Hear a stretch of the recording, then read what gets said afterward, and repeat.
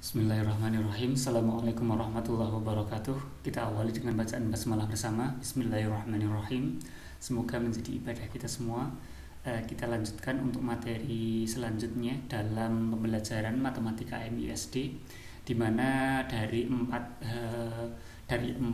bab besar yang akan dibahas di dalam matematika MISD. Di awal kita membahas tentang himpunan bilangan. Ini merupakan materi terakhir dari himpunan bilangan, di mana materi terakhir dari himpunan bilangan ini kemarin kita sudah membahas tentang pecahan.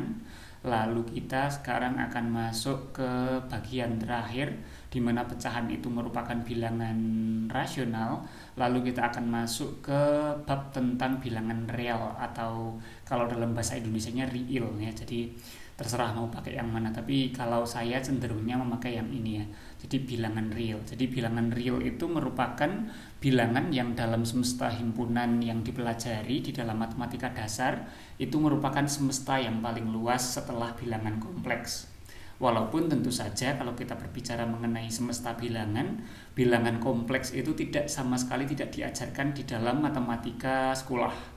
Bahkan matematika SMP pun di matematika SMA kalau tidak salah nanti dipelajari tentang bilangan kompleks. Kalau untuk matematika SD tentu saja sama sekali tidak membahas tentang itu. Dimana karena dia merupakan semesta terluas, maka bilangan real itu dapat diimajinasikan sebagai seluruh bilangan yang ada di dalam garis bilangan. Selain itu, bilangan rasional merupakan himpunan bagian dari bilangan real. Jadi rasional yang kita bahas kemarin tentang pecahan itu merupakan bagian dari bilangan real. Oke, mungkin sebelum kita lanjut saya ingin menjelaskan mengenai semesta bilangan dulu, agar nanti kita paham sebetulnya bilangan-bilangan itu macamnya seperti apa, simbolnya seperti apa, dan kalau kita gambarkan dalam sebuah himpunan nanti seperti apa. Tentu saja teori ini tidak diajarkan langsung ke peserta didik, tapi seorang guru wajib untuk paham.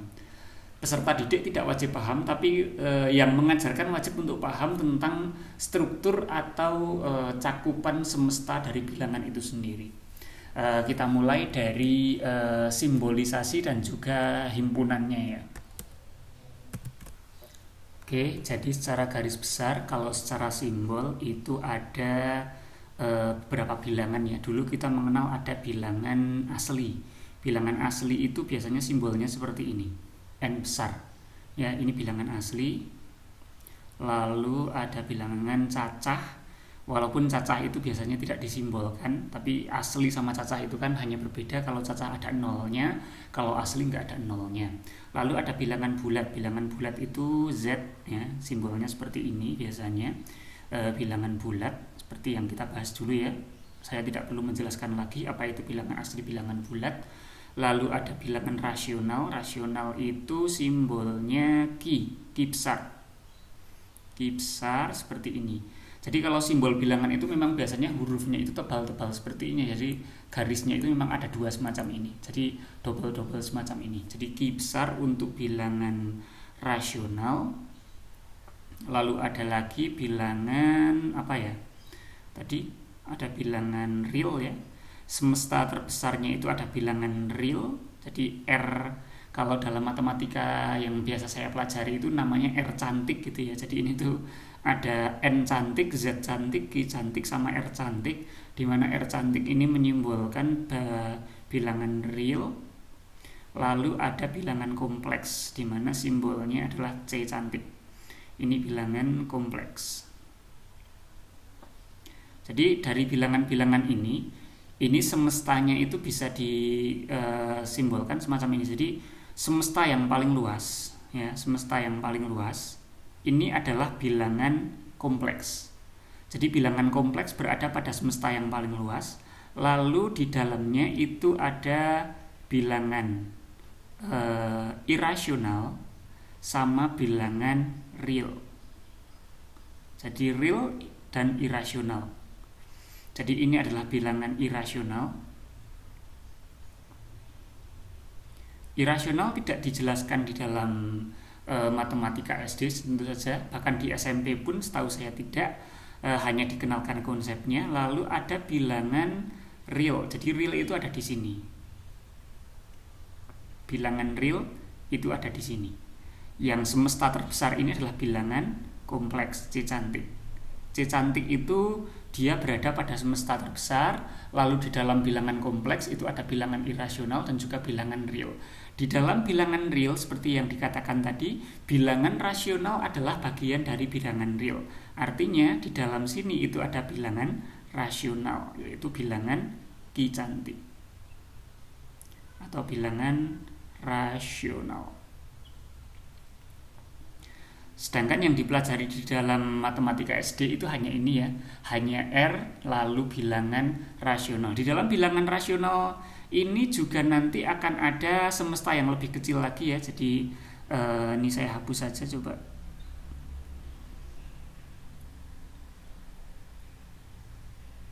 Jadi di dalam bilangan rasional ini nanti juga akan ada himpunan yang lebih kecil lagi, yaitu bilangan Z. Di dalam Z nanti akan ada yang lebih kecil lagi, yaitu bilangan apa tadi? N ya.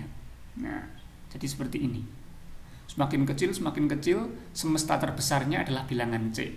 Jadi kompleks itu adalah yang terbesar, bagiannya adalah bilangan irasional dan bilangan real. Di dalam bilangan real itu ada bilangan rasional, di dalam bilangan rasional ada bilangan bulat, di dalam bilangan bulat ada bilangan asli. Seperti ini. Jadi ini adalah semesta dari bilangan, di mana semesta terbesarnya adalah kompleks. Nah, sekarang kita akan membahas di sini. Berarti ada perbedaan antara bilangan real dengan bilangan rasional. Rasional seperti yang kita katakan kemarin, dia adalah seluruh bilangan yang dapat dinyatakan dalam bentuk A per B, di mana B-nya itu tidak sama dengan 0. Saya ulangi lagi ya secara konsep, biar nanti kita untuk masuk ke bilangan real secara konsep seorang guru harus paham. Yang pertama tadi ya, bilangan apa tadi? Bilangan rasional adalah bilangan, maaf bukan bilangan tapi rasional adalah himpunan bilangan, di mana himpunan bilangan ini dapat dinyatakan dalam bentuk A per B, di mana A dan B ini merupakan bagian dari bilangan bulat. Jadi A dan B adalah bilangan bulat atau elemen gitu ya, elemen bilangan bulat, lalu B itu bukan merupakan bilangan 0. Artinya semua bilangan yang dapat dinyatakan dalam bentuk A per B itu masuk dalam kategori bilangan rasional. Kita masuk ke contoh-contoh ya, biar kita paham lagi tentang konsep rasional nanti, biar nanti untuk masuk ke bilangan real nanti lebih mudah. Misalnya contoh dari bilangan 2. Apakah bilangan 2 itu termasuk dalam bilangan rasional? Rasional simbolnya Ki ya. Apakah, ini pertanyaannya, ini tanda tanya. Apakah 2 termasuk bagian dari bilangan rasional? Jawabannya ya. Kenapa ya? Karena 2 itu dapat dinyatakan dalam bentuk 2/1. Ya kan? 2 sama 2/1 itu sama. Artinya 2 dapat dinyatakan dalam bentuk 2/1. Sehingga bisa dikatakan 2 merupakan bilangan rasional. Dan 1 bukanlah bilangan 0. Artinya bukanlah 0 kan gitu. Bisa dikatakan pula intinya ketika kita berbicara angka 2, dia merupakan bagian dari bilangan rasional atau Ki. Berarti ini berlaku untuk seluruh bilangan yang ada di dalam bilangan bulat. Berarti mulai dari 1, 2, 3, 4, 5, 6, 7, lalu negatifnya -1, -2, -3, -4 dan seterusnya, termasuk 0, itu juga termasuk bilangan rasional. Mungkin ada yang tanya, Pak, memang 0 bisa merupakan rasional? Apakah 0 bilangan rasional? Apakah termasuk bilangan rasional? Pertanyaan? Ya, tentu saja, karena 0 dapat dinyatakan menjadi misalnya 0/1. 0/1 berapa ini? 0. Artinya bisa dinyatakan dalam bentuk bilangan A per B, di mana A dan B adalah bilangan bulat. Atau bisa juga dinyatakan dalam bentuk 0/3 sama dengan 0. Loh Pak, kok sama? Ya kan sama.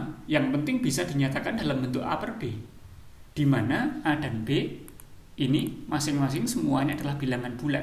Sehingga kita bisa katakan 0 adalah elemen atau bagian dari bilangan rasional. Berarti benar jawabannya.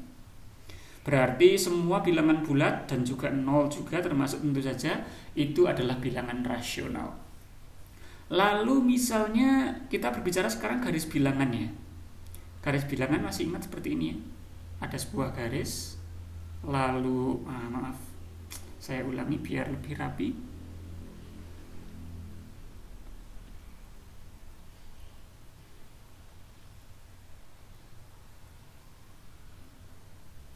Ini aja. Jadi sebuah garis di mana tengah-tengahnya ini adalah bilangan 0, lalu kesininya ini 1, 2, dan seterusnya ya. Lalu kesini itu min 1, min 2, dan seterusnya. Seterusnya ini artinya dia berlangsung sampai angka yang sangat besar sekali. Ya. Jadi sampai 1 miliar, 1 triliun, sampai angka yang tak terbatas. Inilah yang dimaksud dengan garis bilangan. Makanya dikasih tanda panah. Tujuan dari pembuatan tanda panah ini menyatakan bahwasannya ini berlangsung ke kiri sampai tak terbatas, ke kanan sampai tak terbatas. Ini namanya garis bilangan. Dan di dalam garis bilangan ini kalau kita berbicara angka-angka yang terlihat ini adalah bilangan bulat. 0, 1, 2, dan seterusnya. 0, min 1, min 2, dan seterusnya. Ini bilangan bulat. Nah sekarang kita bertanya, ada bilangan yang berada di tengah persis di sini, yang kita kenal sebagai bilangan berapa di tengah sini? Bilangan setengah. Pertanyaan kita sekarang, setengah ini bilangan apa? Setengah ini tentu saja merupakan bilangan rasional. Kenapa bilangan rasional? Karena bisa dinyatakan dalam bentuk A per B, di mana B tidak sama dengan 0. Begitu pula nanti di sini ada 1/4, di sini ada 3/4, lalu ada lagi berapa? Di bagian yang kecil sini ini ada 1/100.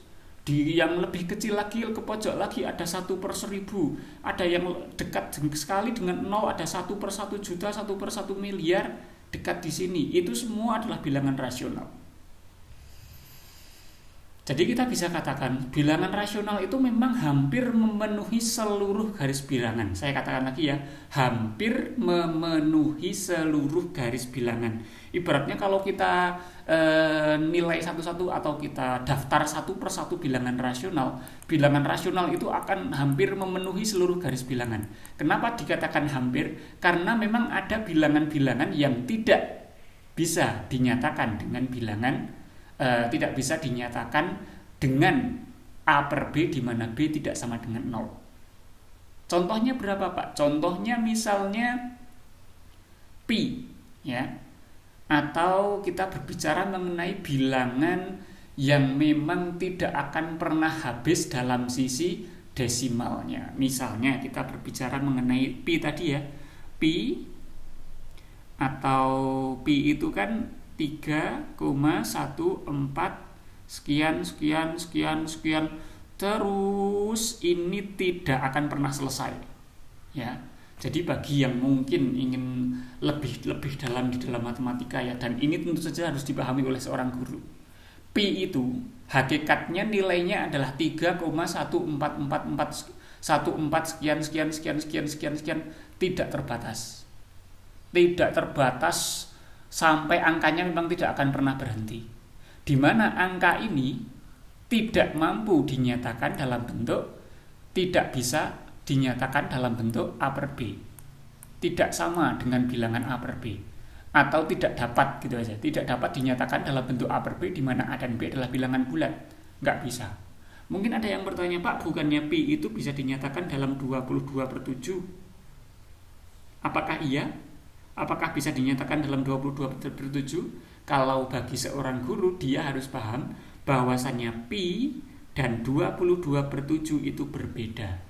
Artinya 22/7 adalah angka yang digunakan untuk mendekati, saya katakan lagi ya, untuk mendekati angka dari pi itu sendiri.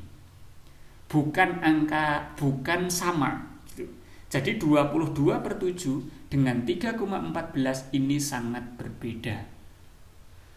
22/7 hanyalah angka yang digunakan untuk mendekati dari angka pi itu sendiri. Padahal pi itu kan ada di sini, berarti pi itu ada di angka 3 sini, 3,14 kan?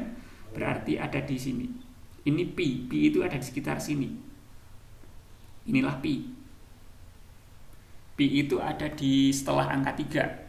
di mana dia tetap masuk di dalam garis bilangan, tetapi dia tidak dapat dinyatakan sebagai A per B, tidak dapat dinyatakan sebagai bilangan rasional. Nah, inilah salah satu contoh dari bilangan real. Jadi P ini ya, P ini merupakan bagian dari bilangan real.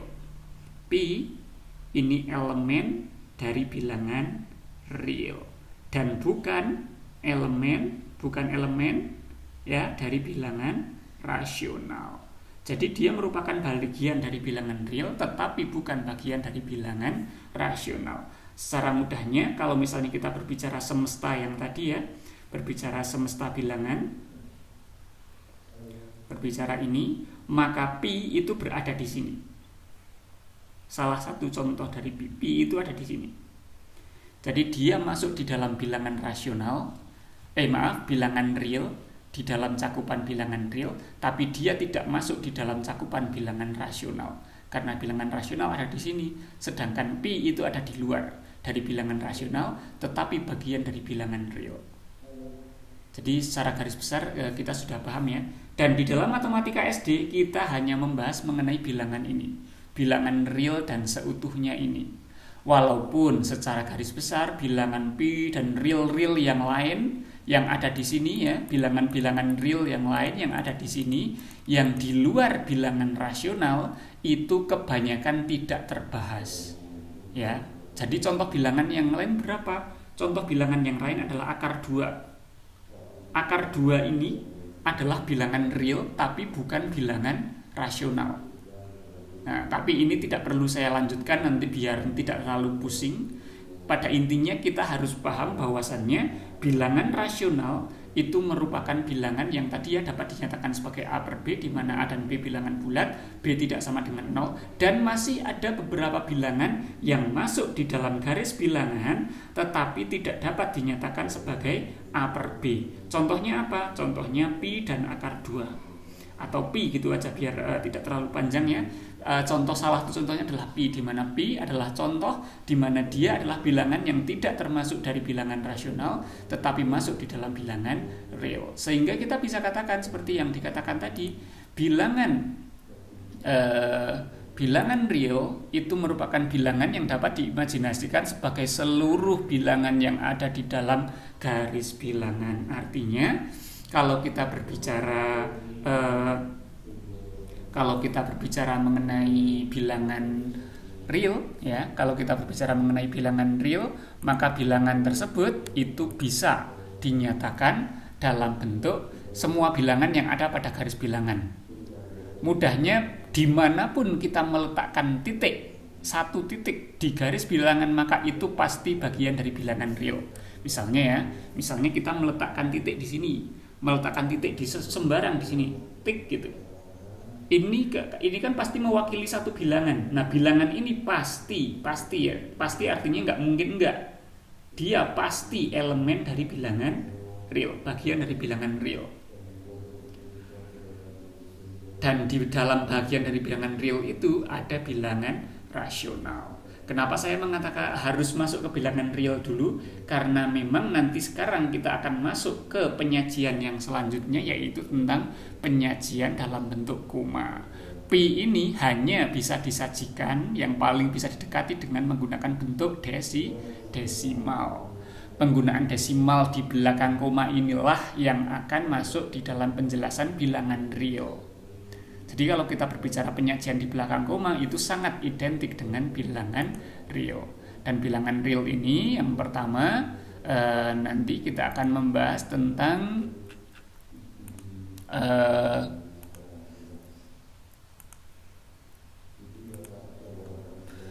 bilangan real ini, tentang penyajian dalam bentuk koma ya. Ini ada penyajian dalam desimal itu di belakang koma. Itu dalam pembelajaran SD itu peserta didik hanya diminta untuk memahami secara simbolis saja, karena memang di belakang koma ini siswa SD hanya perlu untuk paham bahwasannya penyajian di belakang koma ini merupakan salah satu cara untuk menyajikan bilangan, itu saja, tidak perlu memahami nalarnya. ya.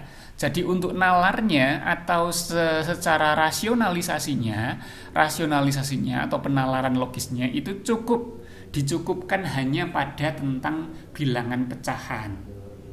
Jadi kalau saya saya buat ilustrasinya, kalau misalnya kita berbicara tentang bilangan desimal atau penyajian desimal ya, penyajian desimal.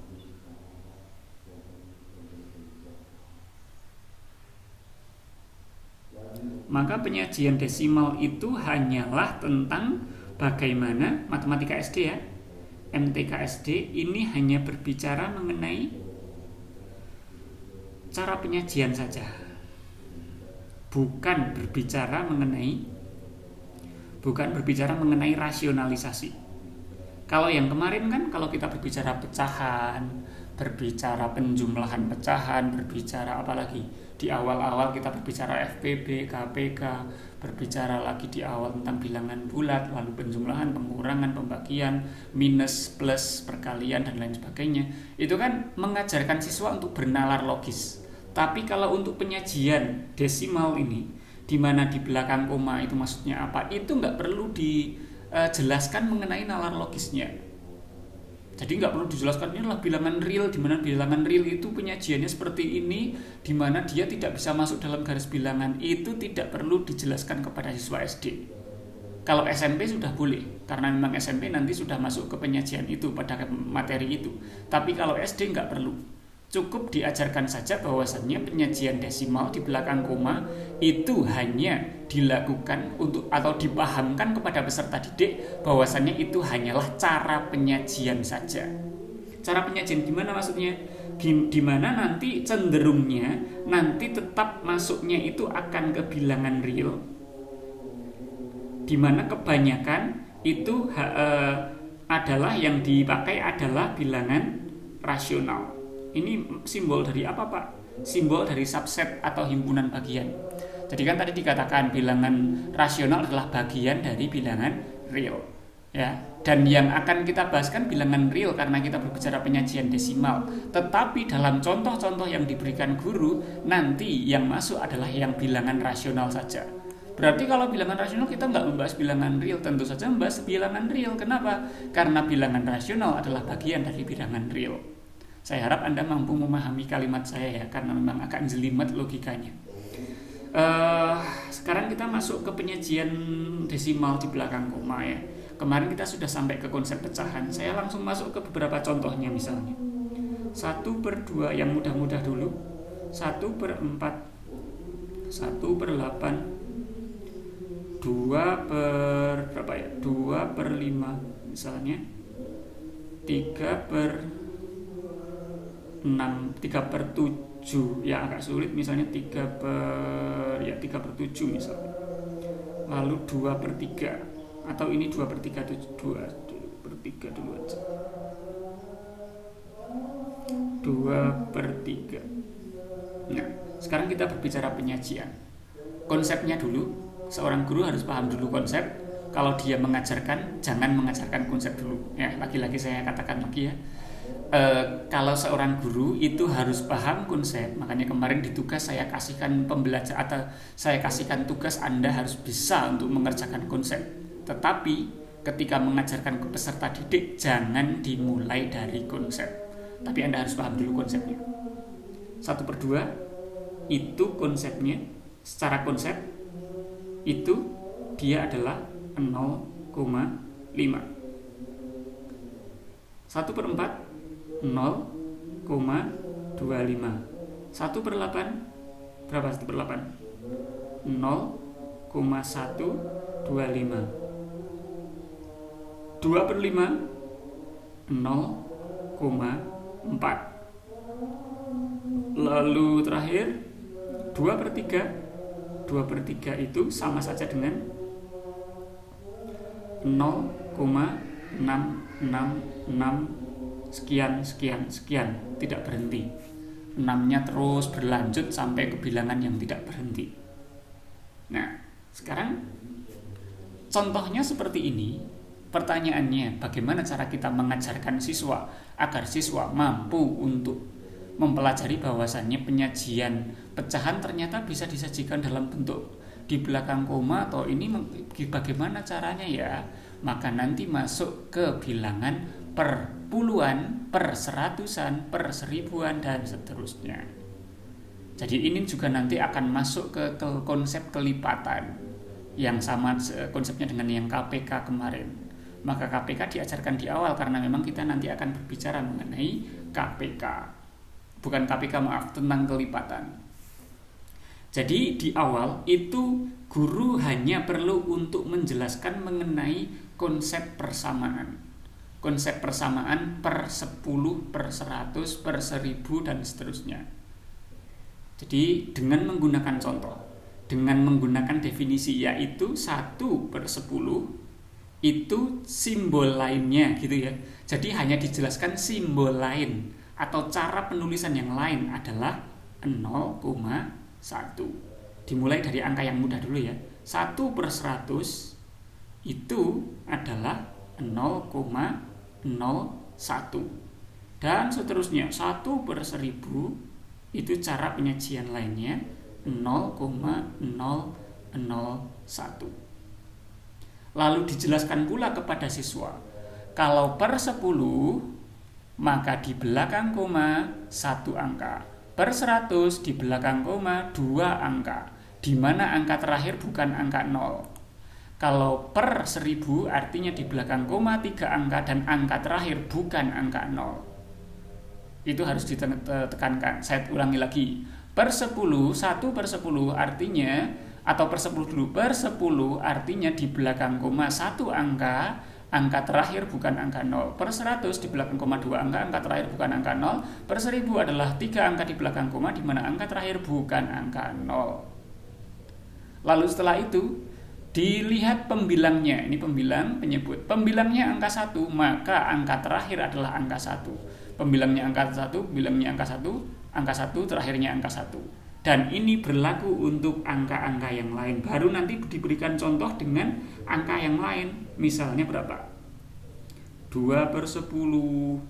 Lalu mulai masuk ke angka-angka yang lebih besar ya, misalnya 5 per 10.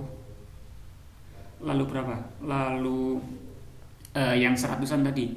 Misalnya 3 per 100. Lalu 13 per 100 gitu ya. Jadi pembilang itu selalu berada di belakang koma. Lalu per 10 di penyebut itu selalu menandakan berapa angka di belakang koma, di mana angka terakhir bukan angka 0. Sehingga nanti guru akan menjelaskan begini cara untuk menyajikan 2 per 10. Tadi konsepnya adalah angka 2-nya ditulis dulu. Lalu tadi konsepnya adalah per 10 maksudnya adalah di belakang koma 1 angka. Berarti dihitung 1 dari sini ya. Dimulai dari sini 1. Nah, komanya ada di sini, baru dikasih angka 0. Karena kita menginginkan di belakang koma 1 angka, dan itu bukan angka 0. Karena kalau angka 0 ini bisa ditambah angka 0. Dan ini nilainya sama, bisa ditambah angka 0 lagi, ini sama aja. 0,200 sama 0,2 itu sama. 0,20, 200, 0,2 ribu. 0,2 miliar itu sama saja dengan 0,2. Makanya tadi saya katakan di belakangnya bukanlah angka 0, karena 0 ini nggak berguna. 0 di belakang angka desimal yang ada komanya seperti ini, 0-nya ini nggak berguna. Nah, kita contoh yang lain. 5 per 10, cara menulisnya adalah angka 5-nya ditulis, lalu bergerak 1 kali. 1 dari belakangnya angka 5 dikasih koma 0, berarti 0,5. 3 per 100 ditulis dulu angka 3-nya. Karena per 100 itu maksudnya adalah 2 angka di belakang koma, angka terakhir bukan 0, maka berjalan 2 kali dari angka 3. 3 berjalan 2 kali. 1, 2. Berarti ini ada 2 tempat angka, 0-nya di sini, komanya di sini. Karena masih ada sisa space atau spasi, maka kita kasih angka 0. Berarti 0,03 itu untuk 3 per 100. 13 per 100. 100. Apa 13 ya? Lalu 2 angka atau per 100 artinya 2 angka di belakang koma, berjalan 2 kali dari sini. 1, 2. berarti komanya di sini berarti 0,13 dan seterusnya seperti itu sampai per yang lain, sampai angka-angka yang lain. Dan untuk pembelajarannya diawali dengan konsep bahwasannya angka ini carilah contoh-contoh di mana pembilang lebih kecil daripada penyebut. Berarti ini ya 13/100 ini kan berarti pembilangnya lebih kecil dari penyebut. Jangan yang lebih besar. Kalau ini kok sudah paham, baru dilanjutkan dengan konsep yang pembilangnya lebih besar. Berapa pembilangnya lebih besar? Contohnya nanti misalnya 213/100 misalnya, atau 13/10, lalu misalnya 3314 misalnya per berapa? Per 100. Nah, yang jelas konsepnya sama tadi ya. Lalu contoh satu lagi misalnya 21.345 misalnya per 1000. Bagaimana cara menyajikannya? Konsepnya seperti tadi. Setelah siswa mampu menyajikan yang pembilangnya lebih kecil dari penyebut, siswa silahkan diajarkan yang pembilangnya lebih besar dari penyebut. Caranya pun sama. Intinya pembilang ditulis dulu 213. Lalu dari 213 konsep per 100 itu tadi diulangkan lagi. Konsep per 100 adalah dua angka di belakang koma, di mana angka terakhir bukan angka 0. 213, dua angka di belakang koma berjalan dua kali. Dari sini 1, 2. Berarti komanya ada di sebelah angka 2, 2,13. Selesai.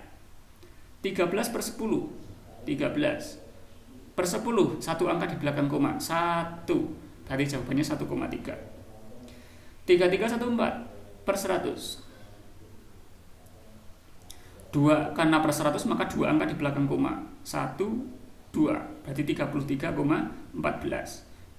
Caranya pun sama dengan yang ini, 21.345, hasilnya dengan konsep yang sama, hasilnya adalah 21,345 dengan cara pengajaran yang sama.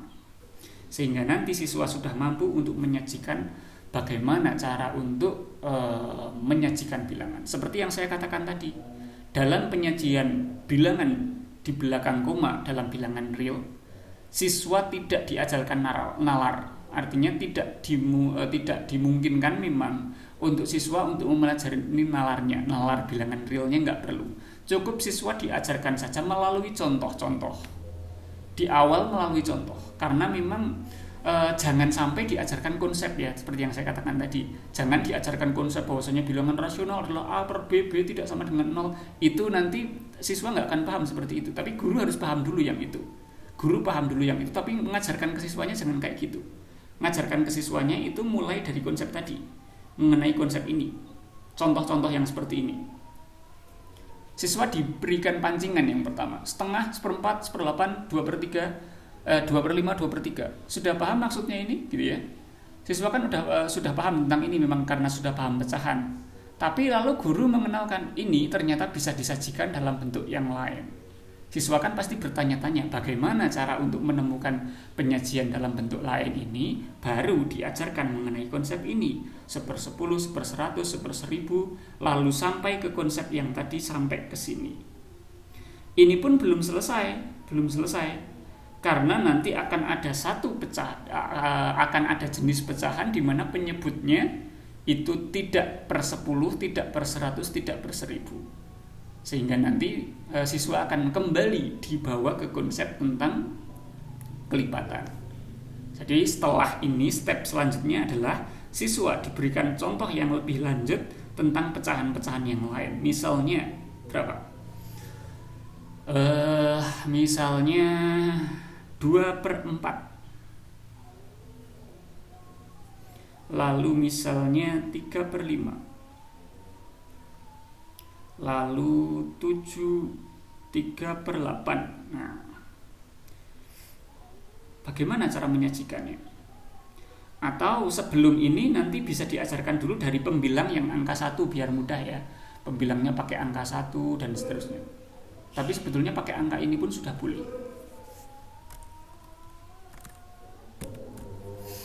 Jadi konsepnya tentang kelipatan. Jadi misalnya contohnya yang lain adalah 2/4. Tadi kan guru baru menjelaskan mengenai penyebut yang kelipatan 10, ya kan? Maksudnya kelipatan 10 bukan kelipatan 10 ya, tapi dia merupakan bilangan-bilangan yang memang mudah, 10, 100, 1000, 10.000 dan seterusnya. Tapi untuk bilangan ini belum diajarkan. Maka dari itu guru mengajarkan bahwasanya 2/4 harus dibawa ke bilangan 10, 100, 1000 dan seterusnya, di mana bilangan tersebut merupakan kelipatan 4. Tentu saja sebelum ke sini siswa harus paham dulu tentang konsep kelipatan, di mana 4, 10 bukan kelipatan 4, tapi 100 kelipatan 4. Berarti kita sudah bisa memakai angka 100. Ya.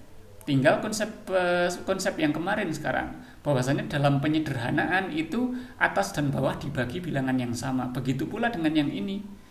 Karena kita ingin merubah pecahan, maka dikalikan dengan bilangan yang sama. 4 karena dirubah menjadi 100, ini kan dikali dengan angka 25. Maka karena yang di bawah itu dikalikan dengan angka 25, maka atas juga dikalikan bilangan 25, sehingga angkanya adalah 50. Ya. Sehingga 50 itu hasilnya adalah 50/100. Per 100 maksudnya adalah 2 angka di belakang koma, dan ternyata di sini ternyata menghasilkan 2 angka 0 ya. Artinya atas juga angka 0, bawah juga angka 0, dan di dalam penyederhanaan kemarin kita belajar dua-duanya bisa dibagi 10. Sehingga sini adalah 5/10 gitu ya. 5/10 itu bisa disajikan tadi, 5-nya ditulis dulu, per 10 artinya 1 angka di belakang koma, 0,5. 3/5 pun sama, 5. Tinggal kita cari kelipatan yang paling dekat dengan 5. 10 adalah kelipatan dari 5, maka tulis 10. Karena 5 adalah dikali 2, untuk menjadi 10, 3 pun dikali 2 hasilnya 6. Hasilnya 0,6. Terus seperti itu 3/8. 3/8, 100 bukan kelipatan dari 8, tetapi 1000 ini kelipatan dari 8. 8 agar menjadi 1000 itu dikali 125. 3 dikali 125 hasilnya adalah 375, sama dengan 0. Dengan cara yang sama seperti tadi ya, 375/1000. Bagaimana cara penyajiannya? 375, 3 angka di belakang koma, berarti 0,375 dan seterusnya. Lalu baru setelah ini diberikan contoh yang lebih sulit lagi, yaitu contoh di mana bilangan-bilangan tersebut itu bukan merupakan kelipatan dari bilangan 10, 100 dan seterusnya. Karena bilangan-bilangan yang bisa dibawa ke bilangan 10, 100 dan seterusnya adalah bilangan-bilangan yang merupakan faktor dari bilangan tersebut. Bagaimana kalau bilangannya itu bukan bilangan faktor? Bukan bilangan faktor, misalnya adalah bilangan 3. 3 itu mau dikalikan berapapun tidak mungkin bisa ketemu ke bilangan 10, ke bilangan 100 dan seterusnya. Jadi misalnya ada bilangan 1/3, ini nggak bisa dengan cara itu. Kenapa? Karena baik 10, 100, 1000 dan seterusnya itu bukan kelipatan dari angka 3. Sehingga harus dicari cara lain. Cara lainnya ini nanti masuk ke cara pembagian. Karena apa? Kenapa harus ke pembagian? Karena 10, 100, 1000, 10.000 dan seterusnya itu bukanlah kelipatan dari angka 3. Sehingga nanti pakai konsep pembagian, di mana 1/3 artinya 1 dibagi 3. Dan tentu saja siswa sudah paham, diharuskan memang sudah paham tentang konsep pembagian ini ya.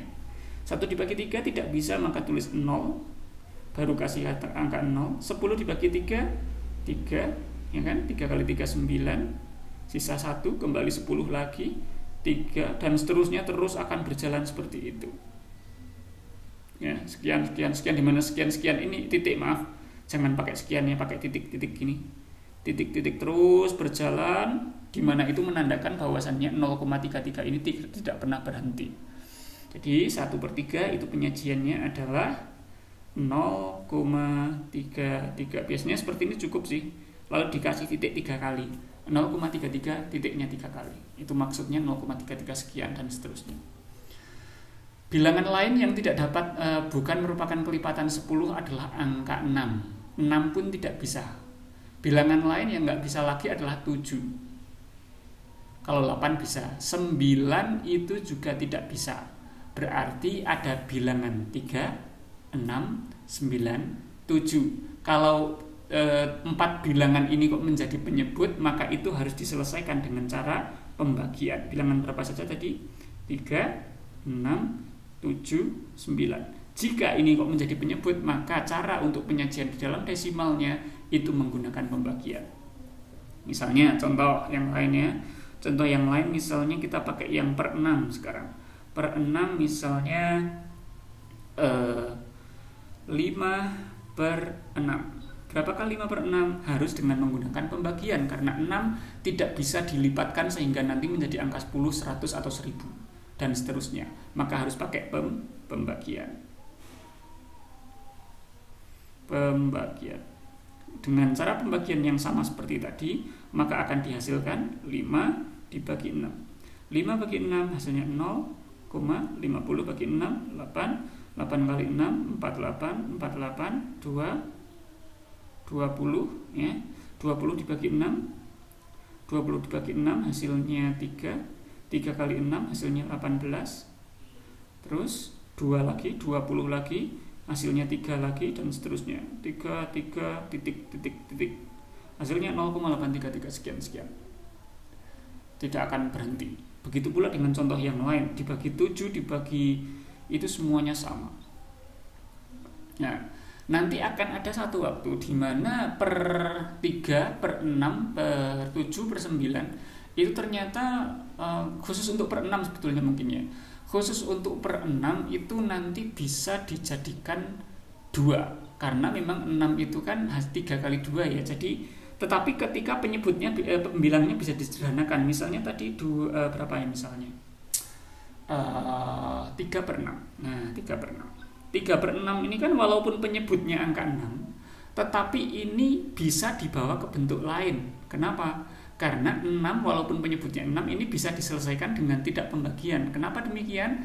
Karena ini bisa disederhanakan dengan sama-sama membagi dengan angka 3. Atas dibagi 3, bawah dibagi 3, hasilnya 1 per 2. Oh, ternyata bisa menjadi angka 2. Di mana angka 2 ini bisa dibawa ke angka 10.